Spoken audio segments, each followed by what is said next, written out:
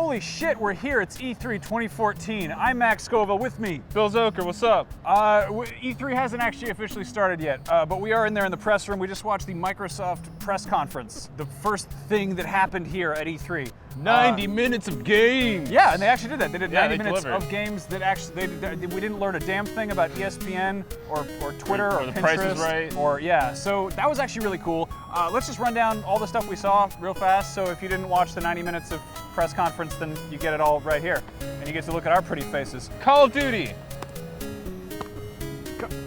It's Call of Duty. Call of Duty Advanced Warfare. You got double jumps, you got the exoskeletons. Lasers. There's some cool looking weapons in there. There's definitely like a cool laser gun. Yeah, that was kind of, there's like a riot shield built in. Kind of a shockwave shotgun, and there's the basically Swiss Army knife grenades where you can cycle through different functions. It's like a Judge Dredd grenade. Yeah, I'm kind of into the grenade. Otherwise, it just looks like a really pretty Call of Duty, I think.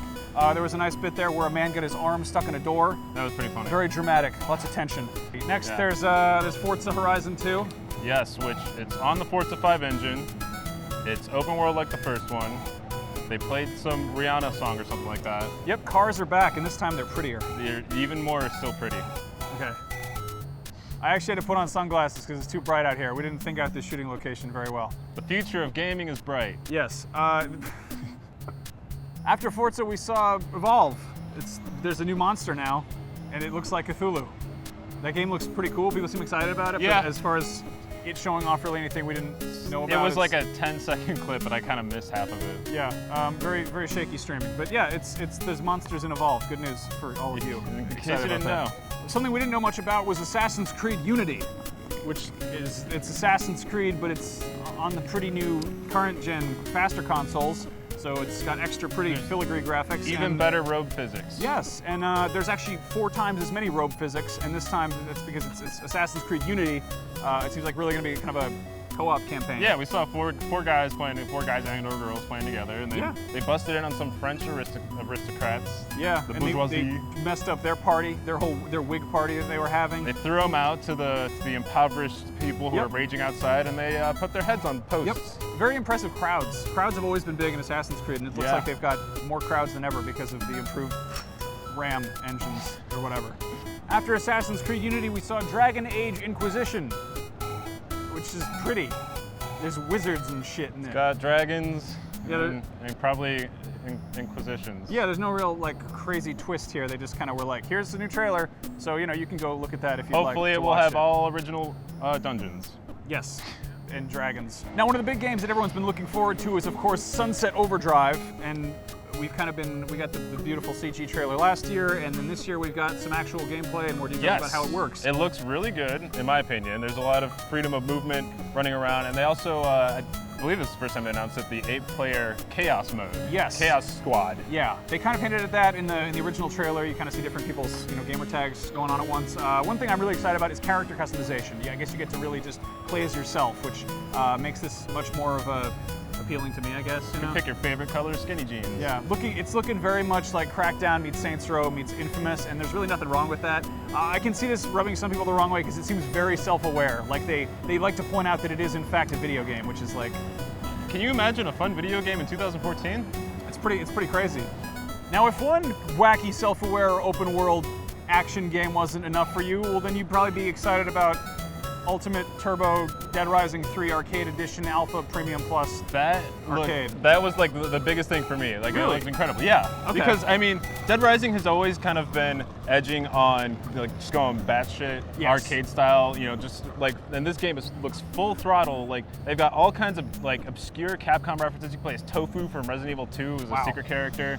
They got all kinds of the trailer had like Mega Man themes, Street Fighter themes, and you all can these beat up a costumes. car. Yeah, you can play again as four-player co-op. That's a big thing. And it's out now on Xbox Live. Oh, well shit, there you go. Yeah, you missed that. It's out today. Oh, well there you go. Yeah, right you now. can go get that as we speak. That's exciting. Yeah. That's great. You don't have to wait till friggin' November. You can just go get that. Max, what else did we see?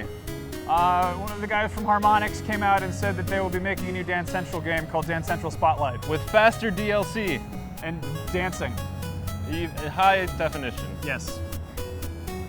Then, of course, Lionhead Studios came out to talk about Fable Legends. Another co-op game. Yes, another four-player co-op game that exciting thing they talked about here was villain mode, where you can play as the guy who's controlling the shit that's going on. Yeah, it's kind of like that Overlord game mixed with like dungeon mastery. Yeah. You're the villain, you control the monsters and the spells, and in real time you're attacking the players. It's kind of like Evolve, actually. Yeah, yeah. Asymmetrical multiplayer. There's like a lot of new patterns rising up at this E3 so far. Yeah, but definitely a big emphasis on multiplayer in the Xbox conference. After that, we got to see some Project Spark, which I don't know about you. I'm still just totally. I haven't really been following it, but it's kind of, it looks like cross between like Minecraft and like Dungeons and Dragons, but now there's like space shooting and maybe mechs and zombies. Yeah, I mean, it's like you can do amazing things with it, and everyone can make their own games, but it's kind of like you have to really see how it's going to behave in the wild. Yeah, I mean, the systems have to work. They made an entire Linkin Park video in it, which I forgot about that. Sort of cool, but it's like, you know, it's one of those things when they're like, we made this using our money. And then after that, they had a nice little fuck you to fans of Conker's Bad Fur Day. Conker came out and cut the logo in half and was like, hey, if you want to play a new Conker game, I'm in this. Make it yourself. Hey, Conker fans, go buy an Xbox. Yeah, that's kind of a dick move, I feel like. Like, I don't know. It's like half cool, half rude. Art's bullshit though when you have Halo, which is they announced some big old Halo things happening. Shooting all the Halo all over us. Yes. There's the Halo Master Chief Collection. Yes. Master Chief Theater. It's all the 4 Halo games. Yes, but what really surprised me, and it kind of has me excited, even though I don't have an Xbox One, is they have Halos 1 through 4 all on one disc, and you can actually mix and match chapters from each Halo game and play it all in a playlist. And also, Halo 2 is going to have the what they claim to be the entire exact multiplayer from Halo 2 on the Xbox One, which a lot of people are going to be excited about. Yeah, this is definitely like going to be a system seller, I think, because people really love Halo, obviously. Oh, also, you know, by the way, if you're into that sort of thing, buying this will give you access to Halo 5 Guardians for the multiplayer beta. Yes. So if you want to play that early, that's happening this fall if you buy the other collection. And you're gonna buy it. Yeah. Oh, and although the Halo 2 was given the full collector's edition anniversary thing where they made it HD and pretty. So I think they touched up everything actually. Yeah. So cool. Yes. It's pretty. A lot of the stuff we talked about so far is things we kind of knew about ahead of time. One thing we did not know about, or at least not very much, is the new Tomb Raider game, which is Rise of the Tomb Raider. And it's which is kind of a weird name. Yeah, it's kind of corny, but I'm kind of into it. It's Lara Croft in therapy, and her therapist is like, are you a thinker or a doer? Are you a sayer? And she's like, I'm ambivalent. Actually, that's from Girl Interrupted. But basically, Lara Croft's in therapy because of all her PTSD after all that messed up stuff that happened in the last game. Is she going to sit there wearing a hoodie looking mopey, or is she going to go out and get chased by a bear? And the answer is probably the latter, because having an entirely therapy-based game would be really, really boring. Now, the absolute best thing shown off, period, at all, completely, is The Witcher 3: The Wild Hunt. I'm sorry, like, I'm so excited for this. Yeah, this was my biggest game last year. I was so stoked about it, and they just showed off like a big fat chunk of gameplay. I was taking notes as I was watching this trailer, and I wrote out, Max will talk about this, he loves this shit, there's hunting. Yeah, you are Geralt of Rivia. I mean, we kind of knew this. It's open world Witcher. It makes Skyrim look like a child's drawing of a dog poop.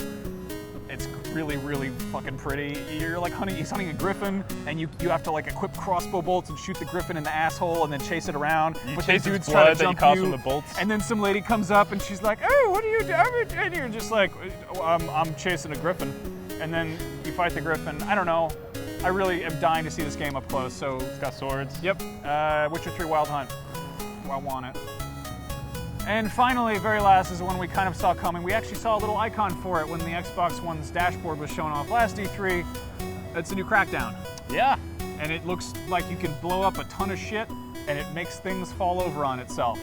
I never really got into Crackdown, but it looks real pretty. It looks fun as hell. I mean, it's what I gather is that was kind of one of the first like real just go around and fuck shit up with a pal. Maybe this will be the one to get me into the series. Yeah. So yeah, that was Microsoft's presentation. They kicked ass. Yeah. That was really good. That was all games. It was colorful. It was fun. There was some stuff we knew was coming. There was stuff we had no idea about. Real interesting shit in there. Yeah, it's awesome. I'm excited to be at an E3 where they're showing off games as opposed to like cable boxes and promises of things that may happen. Good job, Phil Spencer. I hope he keeps it up and really steers the Xbox One in the right direction. Good hustle. I'm excited. There's games we can be excited about and talk about, and I hope we get to go play them. Stay tuned to this very channel. We're making more videos, and we're going to go in there. We're going to play the games, and we're going to rub our hands in the controllers and spread our germs into the world.